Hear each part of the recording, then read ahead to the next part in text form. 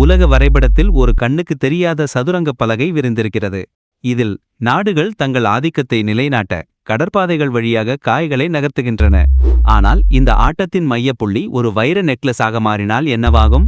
India தனது அண்டை நாடுகளையும் உலக வர்த்தக பாதைகளையும் பாதுகாக்க ஒரு புதிய வியூகத்தை வகுத்திருக்கிறது. இது வைர நெக்லஸ் என்று அழைக்கப்படுகிறது. ஆனால் இந்த வியூகம் ஏன் உருவானது? இதன் பின்னணியில் இருக்கும் சீனாவின் முத்துமாலை திட்டம் என்ன? இந்திய பெருங்கடல் வரலாற்று ரீதியாகவே வர்த்தகம் மற்றும் கலாச்சார பரிமாற்றங்களுக்கு ஒரு முக்கிய பாதையாக இருந்து வந்துள்ளது. பட்டுப்பாதைக்கு பிறகு கடல்சார் பட்டுப்பாதை என அறியப்பட்ட இந்த வழித்தடம் ஐரோப்பா, ஆப்பிரிக்கா, மத்திய கிழக்கு மற்றும் ஆசியாவை இணைக்கும் ஒரு முக்கிய மையமாக திகழ்ந்தது. 21ஆம் நூற்றாண்டின் முற்பகுதியில் உலகமயமாக்கல் மற்றும் எரிசக்தி தேவைகளின் அதிகரிப்புடன் இந்திய பெருங்கடலின் மூலோபாய முக்கியத்துவம் மேலும் அதிகரித்தது. உலக வர்த்தகத்தில் சுமார் 80 விழுக்காடு கடல் வழியாகவே நடைபெறுகிறது. இதில் 1/3 பங்கு இந்திய பெருங்கடல் வழியாக செல்கிறது. குறிப்பாக மத்திய கிழக்கு நாடுகளிலிருந்து உலகின் பிற பகுதிகளுக்குச் செல்லும் கச்சா எண்ணெய் போக்குவரத்தில் 80 விழுக்காடு இந்த வழியாகவே செல்கிறது. இந்த சூழலில் சீனா போன்ற வேகமாக வளர்ந்து வரும் பொருளாதாரங்களுக்கு கடல்சார் பாதுகாப்பு மற்றும் வர்த்தக பாதைகளின் உறுதிப்பாடு அத்தியாவசியமானது. சீனா தனது வர்த்தக பாதைகளையும் எரிசக்தி பாதுகாப்பையும் உறுதிப்படுத்த இந்திய பெருங்கடல் பகுதியில் பல துறைமுகங்களை உருவாக்கி வருகிறது.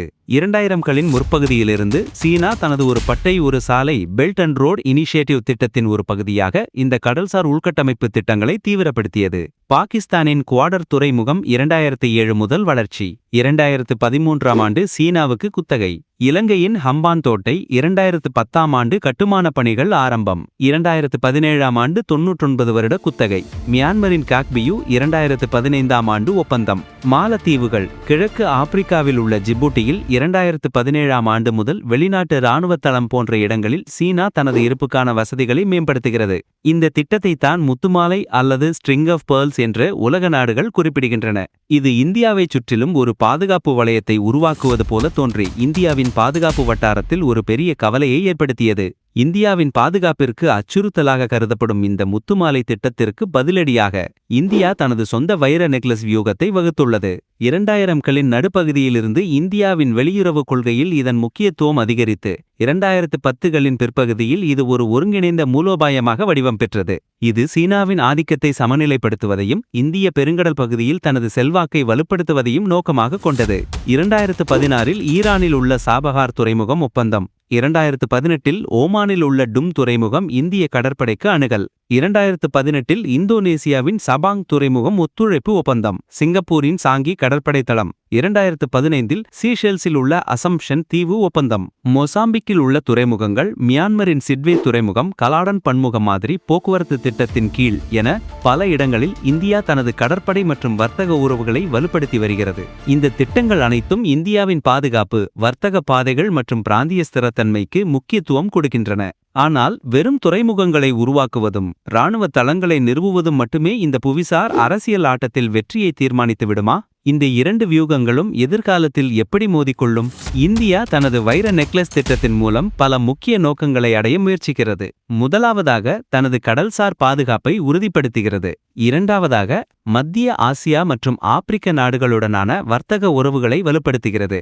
மூன்றாவதாக இந்திய பெருங்கடலில் சீனாவின் அதிகரித்து வரும் கடற்படை இருப்பை கண்காணித்து அதற்கு ஒரு சமநிலையை உருவாக்குகிறது. நான்காவதாக அண்டை நாடுகளுடன் வலுவான ராஜதந்திர மற்றும் பாதுகாப்பு பிணைப்புகளை உருவாக்குவதன் மூலம் பிராந்திய ஒத்துழைப்பை மேம்படுத்துகிறது. இது பொருளாதார வளர்ச்சிக்கும் கடல்சார் பாதுகாப்பிற்கும் வழிவகுக்கிறது. இந்தியா மற்றும் சீனாவின் இந்த வியூகங்கள் பொருளாதார மற்றும் பாதுகாப்பு நோக்கங்களின் சிக்கலான கலவையாகும். சீனாவின் முத்துமாலை திட்டம் அதன் வேகமாக வளர்ந்து வரும் பொருளாதாரத்திற்கு தேவையான எரிசக்தி மற்றும் மூலப்பொருட்களின் பாதுகாப்பான விநியோகச் சங்கிலிகளை உறுதி செய்வதை முதன்மை நோக்கமாக கொண்டுள்ளது. மலாக்கா ஜலசந்தி போன்ற முக்கியமான கடல்வழி பாதைகளில் ஏற்படும் தடங்கல்களை சமாளிப்பது, அதன் மலாக்கா இக்கட்டு, மலாக்கா டேலமா என்ற அச்சத்தை போக்குவது மற்றும் உலகளாவிய வர்த்தகத்தில் தனது நிலையை வலுப்படுத்துவது ஆகியவை சீனாவின் முக்கிய நோக்கங்களாகும். இந்த திட்டங்கள் பெரும்பாலும் மிகப்பெரிய உள்கட்டமைப்பு முதலீடுகளுடன் வருகின்றன. சில சமயங்களில் புரவலர் நாடுகளுக்கு கணிசமான கடன் சுமையை ஏற்படுத்துகின்றன. இவை பெரும்பாலும் இரட்டை பயன்பாட்டு வசதிகளாக செயல்படும் திறன் கொண்டவை. அதாவது வர்த்தக நோக்கங்களுக்காக பயன்படுத்தப்படும் அதே வேளையில் தேவைப்பட்டால் இராணுவ நோக்கங்களுக்காகவும் பயன்படுத்தப்படலாம். மறுபுறம் இந்தியாவின் வைர நெக்லஸ் வியூகம் சீனாவின் ஆதிக்கத்தை சமநிலைப்படுத்துவதையும் இந்திய பெருங்கடலில் தனது செல்வாக்கை பாதுகாப்பதையும் முதன்மையாக கொண்டுள்ளது. இது கடல்சார் பாதுகாப்பு, வர்த்தக பாதைகளை பாதுகாத்தல், பிராந்திய ஸ்திரத்தன்மையை மேம்படுத்துதல் மற்றும் மனிதாபிமான உதவி மற்றும் பேரிடர் நிவாரண நடவடிக்கைகளுக்கான தளவாட ஆதரவை வழங்குதல் ஆகியவற்றை மையமாக கொண்டுள்ளது. இந்தியாவின் அணுகுமுறை பொதுவாக சிறிய அளவிலான உள்கட்டமைப்பு மேம்பாடு, துறைமுக அணுகல் ஒப்பந்தங்கள், கூட்டுப் பயிற்சிகள் மற்றும் திறன் மேம்பாட்டு திட்டங்கள் ஆகியவற்றில் கவனம் செலுத்துகிறது. குவாட், இந்திய பெருங்கடல் ரிம் அசோசியேஷன் ஐயோரா போன்ற பலதரப்பு அமைப்புகளுடனான ஒத்துழைப்புக்கும் இந்தியா முக்கியத்துவம் அளிக்கிறது. சீனாவின் முத்துமாலை பெரும்பாலும் பொருளாதார கண்ணோட்டத்தில் தொடங்கி பாதுகாப்பு விளைவுகளை கொண்டிருக்கும் வேளையில் இந்தியாவின் வைர நெக்லஸ் பாதுகாப்பு தேவைகளில் தொடங்கி பொருளாதார பலன்களை நோக்கிய ஒரு அணுகுமுறையை கொண்டுள்ளது. இந்த இரண்டு வியூகங்களின் வளர்ச்சியும் இந்திய பெருங்கடல் பிராந்தியத்தில் பல முக்கியமான விளைவுகளை ஏற்படுத்தும். முதலாவதாக, இது பிராந்தியத்தில் இராணுவமயமாக்கலை அதிகரிக்கலாம்.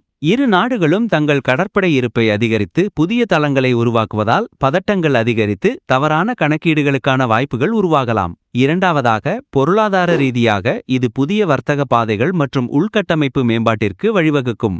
ஆனால் சிறிய கடலோர நாடுகளின் மீது கடன் சுமையை ஏற்படுத்தி அவற்றின் இறையாண்மையை பாதிக்கலாம். மூன்றாவதாக, இது உலகளாவிய அதிகார சமநிலையை மாற்றும். அமெரிக்கா, ஜப்பான், ஆஸ்திரேலியா மற்றும் ஐரோப்பிய ஒன்றியம் போன்ற வெளிப்பிராந்திய சக்திகளின் ஈடுபாட்டை அதிகரிக்கலாம். இது இந்திய பெருங்கடலை ஒரு புதிய புவிசார் அரசியல் போட்டி மைதானமாக மாற்றும்.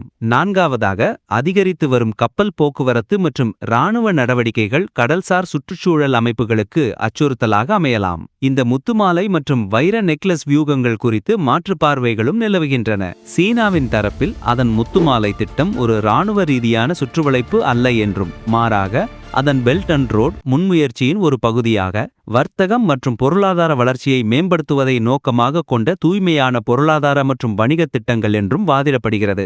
இந்த துறைமுகங்கள் புறவலர் நாடுகளின் பொருளாதாரத்திற்கு பயனளிப்பதாகவும் சீனாவின் எரிசக்தி மற்றும் வர்த்தக பாதுகாப்பிற்கு அத்தியாவசியமானதாகவும் சீனா வலியுறுத்துகிறது.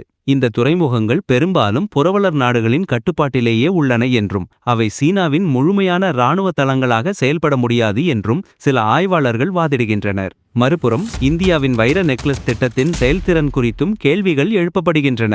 சீனா தனது முத்துமாலை திட்டத்தில் பில்லியன் கணக்கான டாலர்களை முதலீடு செய்துள்ள நிலையில் இந்தியா தனது திட்டங்களுக்கு அதே அளவிலான நிதி மற்றும் உள்கட்டமைப்பு ஆதரவை வழங்க முடியுமா என்பது குறித்து சிலர் சந்தேகம் தெரிவிக்கின்றனர். இந்தியாவின் திட்டங்கள் பெரும்பாலும் சிறிய அளவிலானவை என்றும் சீனாவின் விரிவான பெல்ட் அண்ட் ரோட் திட்டத்துடன் ஒப்பிடுகையில் அவை குறைவான ஒருங்கிணைப்புடன் உள்ளன என்றும் சிலர் கருதுகின்றனர். இந்த இரண்டு வியூகங்களும் தங்கள் சொந்த பார்வையில் தற்காப்பு ரீதியானதாக கருதப்பட்டாலும் தவிர்க்க முடியாமல் பிராந்தியத்தில் இராணுவ இருப்பை அதிகரித்து பதட்டங்களை அதிகரிக்கச் செய்யும் அபாயத்தை கொண்டுள்ளன. இது பாதுகாப்புக்கு வழிவகுப்பதற்கு பதிலாக ஸ்திரமின்மைக்கு இட்டுச் செல்லலாம் என்ற கவலையும் உள்ளது. இந்த வைர நெக்லஸ் திட்டம் இந்தியாவின் பாதுகாப்புக்கு மட்டுமல்லாமல் ஒட்டுமொத்த இந்திய பெருங்கடல் பகுதியின் ஸ்திரத்தன்மைக்கும் மிக முக்கியமானது. இது எதிர்கால உலக வர்த்தக பாதைகளின் பாதுகாப்பு, எரிசக்தி விநியோக சங்கிலிகள் மற்றும் பிராந்திய வல்லரசுகளின் செல்வாக்கு ஆகியவற்றை தீர்மானிக்கும். இந்தியாவின் இந்த மூலோபாய நகர்வுகள் உலகின் மிக முக்கியமான கடல்சார் பகுதிகளில் ஒன்றான இந்திய பெருங்கடலில் அமைதியையும் பாதுகாப்பையும் நிலைநாட்டுவதற்கு ஒரு முக்கிய பங்காற்றும். கண்ணுக்கு தெரியாத இந்த புவிசார் அரசியல் ஆட்டத்தில் இந்தியா தனது வைர நெக்லஸ் மூலம் ஒரு புதிய அத்தியாயத்தை எழுதுகிறது. இது வெறும் துறைமுகங்கள் பற்றியது மட்டுமல்ல, பிராந்திய அதிகார சமநிலை, தேசத்தின் பாதுகாப்பு மற்றும் உலகளாவிய வர்த்தகத்தின் எதிர்காலம் பற்றியது. கடலின் அலைகள் போலவே இந்த வியூகங்களின் தாக்கமும் நீண்ட காலத்திற்கு எதிரொலிக்கும் என்பதில் சந்தேகமில்லை.